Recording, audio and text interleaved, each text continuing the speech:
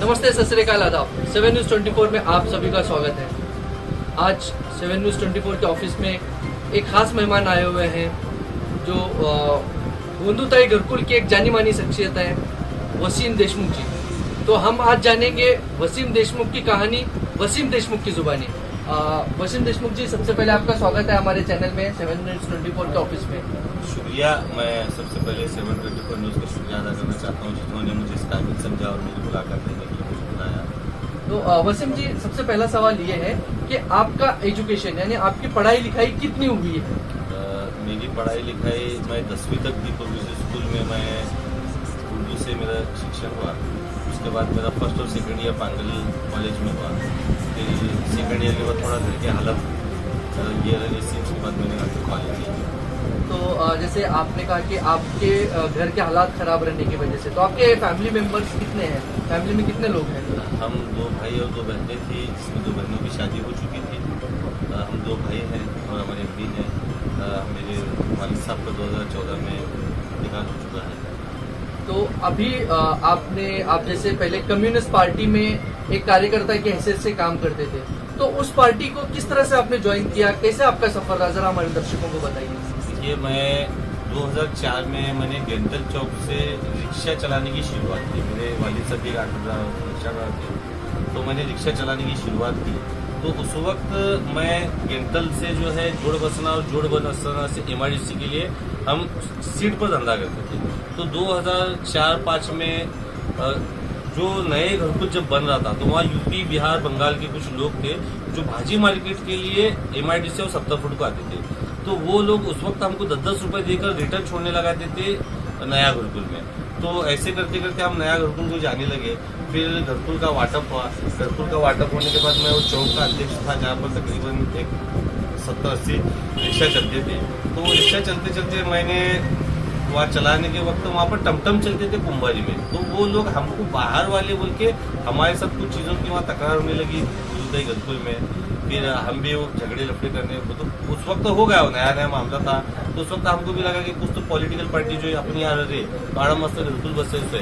तो वो वजह से हम नए घरकुल में रिक्शा की यूनियन शुरुआत से मैं वहाँ का यूनियन लीडर बोल के घरकुल में जो पहली यूनियन बनी, जो वहाँ की एक लोकल लेवल पर जो एक बॉडी बनी, वो मस्जिद, मंदिर, कोई भी चीज़ नहीं थी, कोई ग्रुप नहीं था। घरकुल में जो सबसे पहले किसी वक्त अगर एक हुए लोग वहाँ पर, तो वो रिक्शा यूनियन बोल के हुए, जिसका मैं अध्यक्ष था उस वक्त बोल के हुए, जिसका मैं अध्यक्ष था उस वक्त मेरे साथ 70 रिक्शा वाले थे, जिनको लेकर मैं कम्युनिस्ट पार्टी में ज्वाइन हुआ रिक्शा यूनियन। तो रिक्शा यूनियन में ज्वाइन होने के बाद आप वहाँ की जो संस्था है वहाँ पे भी आप काम कर चुके हैं, तो क्या मतलब क्या आपको वहाँ पे मानदान या फिर पगार, कितनी पगार, स्टार्ट कैसे हुआ आपका वहाँ का सफर? देखिए, मैं 2007 के आखिरी महीनों में मैं कम्युनिस्ट पार्टी में रिक्शा यूनियन में ज्वाइन करा। ज्वाइन करने के बाद मैं पक्ष में इन्वॉल्वमेंट नहीं था मेरा 2013-14 तक। 13-14 के बाद मैं पक्ष में इन्वॉल्वमेंट हुआ, मैं वहाँ का एक सेल सेक्रेटरी बना। उसके बाद भी मैं वहाँ का फुल टाइमर नहीं था, क्योंकि मैं काम पर वहाँ कभी नहीं गया। तो मैं 2016 के नवंबर महीने में उस फुल टाइमर के ऊपर मैं लगा और मैं डायरेक्ट इंचार्ज बोल के थोड़ा काम पर लगा कि ऐसा पानी बिल बांटना, लाइट बिल बांटना नहीं लगा। ये डायरेक्ट इंचार्ज बोल के लगा, क्योंकि मेरे पीछे मास था और कुछ लोग थे, मैं खुद कुछ लोगों से जुड़े से था, तो मैं डायरेक्ट इंचार्ज बोल के लगा। इंचार्ज बोल के लगने के बाद मेरा ऐसा हिसाब था कि वह हम इंचार्ज तो बने। अब एक मोटी मिसाल के लिए मैं बोलता कि मैं इंस्पेक्टर तो बना, मगर मुझे कोई चौकी नहीं थी, मुझे हेडक्वार्टर को बटावर कैसे थे। वो जो चौकियाँ थे वहाँ कुछ विशिष्ट लोगों को 10-10, 12-12 साल से उनको खास बटे हुए वहाँ दूसरे लोगों को बिठाते नहीं, या खास कीजिए कि वो लोग चाहते कि सिर्फ यही लोग यहाँ पर राज करना, दूसरा कोई आना नहीं, ऐसी एक सोच थी। फिर भी मुझे वहाँ रखे, तो मेरे को 10,500 रुपये हर महीना, पहले शुरुआत में 7,500 रुपये थी। फिर 2018 में तो 2 साल में 7,500 पगार से काम करा। 2018 में मैं 10,500 मेरे को पगार भी, 3,000 पगार बढ़े सबकी, मगर मेरा काम वहाँ कुछ काम करना नहीं था। मैं नहीं, वो 3 लोग छोड़े ना, तो बाकी के जितने भी इंचार्ज थे 7-8 बने थे। हमारा काम सिर्फ और सिर्फ मोर्चा में लोगों को, अगर हमको पार्टी आदेश दी थी पक्ष के बम्बई और दिल्ली से कि भाई तुम ऐसा करो कि यहाँ ये टेम्पल कलेक्टर ऑफिस के सामने मोर्चा काढ़ो, तो हम वहाँ के लोगों को झूठ बोल के कि नहीं वो मोर्चा उसके हस्ते नहीं, ये तुम्हारे पानी के हस्ते, लाइट के हस्ते, नल के हस्ते, गटारा के हस्ते, ग्राम पंचायत के हस्ते, रोड के हस्ते, ऐसा झूठ बोल को मोर्चे में काटने के वास्ते हमको पगार दे को रखे थे, और ऐसा आज भी वहाँ 105 लोगों को रखे थे। तो अभी मुझे एक बात बताइए, वहाँ पे जो लोग रह रहे हैं उनको ये कहा जाता है कि मोर्चे में आइए, तो वो मोर्चा जो रहता है असल मकसद उनको बताया जाता है या नहीं बताया जाता? नहीं, वो पूरा झूठ बोल के मोर्चा काटते हैं कि लोगों को ऐसा बताते कि तुम्हारे बारे में मोर्चा में, एक्चुअली वैसा कुछ रहता नहीं। या कम से कम एक 50 मोर्चों में सिर्फ 1-2 मोर्चे जो है उसमें कभी तो कुछ मुद्दे वहाँ के स्थानीय लिए जाते हैं। बाकी के टाइम पर तो दिल्ली मुंबई के जो आदेश रहते पक्षों को कि इस टाइम पर मोर्चा करो, वो आदेश पालन करने का सिर्फ मोर्चा करो। तो फिर कुछ मतलब वहाँ पे वर्गनी पैसे वगैरह भी उठाते हैं हर घर से, ऐसा हमने सुना है, क्या ये सही है?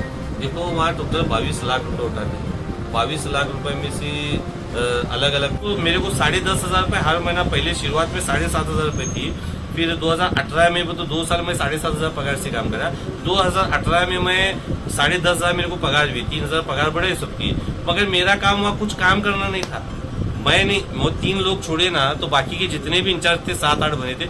हमारा काम सिर्फ और सिर्फ मोर्चा में लोगों को, अगर हमको पार्टी आदेश दी थी पक्ष के बम्बई और दिल्ली से कि भाई तुम ऐसा करो कि या ये टेम्पल कलेक्टर ऑफिस के सामने मोर्चा काटो, तो हम वहाँ के लोगों को झूठ बोल के कि नहीं वो मोर्चा उसके हस्ते नहीं, ये तुम्हारे पानी के हस्ते, लाइट के हस्ते, नल के हस्ते, गटारा के हस्ते, ग्राम पंचायत के हस्ते, रोड के हस्ते, ऐसा झूठ बोल को मोर्चे में काटने के हस्ते हमको पगार दे को रखे थे, और ऐसा आज भी वहाँ 105 लोगों को रखे थे। तो अभी मुझे एक बात बताइए, वहाँ पे जो लोग रह रहे हैं उनको ये कहा जाता है कि मोर्चे में आइए, तो वो मोर्चा जो रहता है असल मकसद उनको बताया जाता है या नहीं बताया जाता? नहीं, वो पूरा झूठ बोल के मोर्चा काटते हैं कि लोगों को ऐसा बताते कि तुम्हारे बारे में मोर्चा में, एक्चुअली वैसा कुछ रहता नहीं।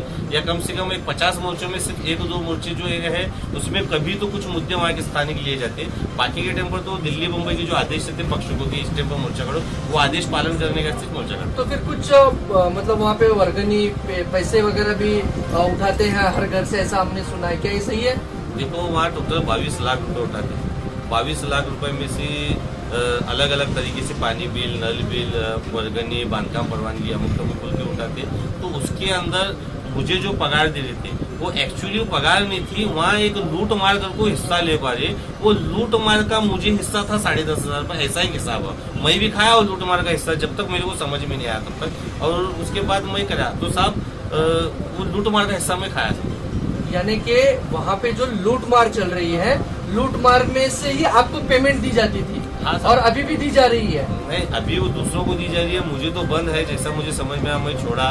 तो 10,500 पगार मैं आपको क्या बताऊं, अब मैं जो ये लड़ाई लड़ रहा हूँ इसमें सबसे बड़ा तो नुकसान एक्चुअली मेरा वैसा है कि मेरे को ठीक है वो लूटमार के पैसे थे, मेरा दिल और मेरा जमीन गवारा नहीं करा, मुझे पगार मेरी खुद बंद कर दिया, मैं खुद मेरे दिल से बंद कर दिया। कितने महीने से आप नहीं है?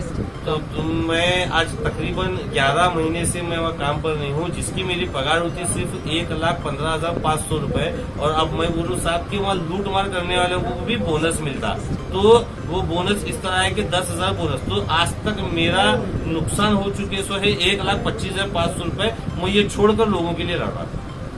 अभी जैसे कि वसीम भाई ने एक बहुत ही अच्छा मुद्दा निकाला है कि लूटमार के पैसों पर बोनस दिया जाता है। तो आज नमस्कार, 7 न्यूज 24 मधून मी आपली वर्षा। सर्वात पहिला आमचे न्यूज बघण्यासाठी आमच्या चॅनलला सबस्क्राईब करा आणि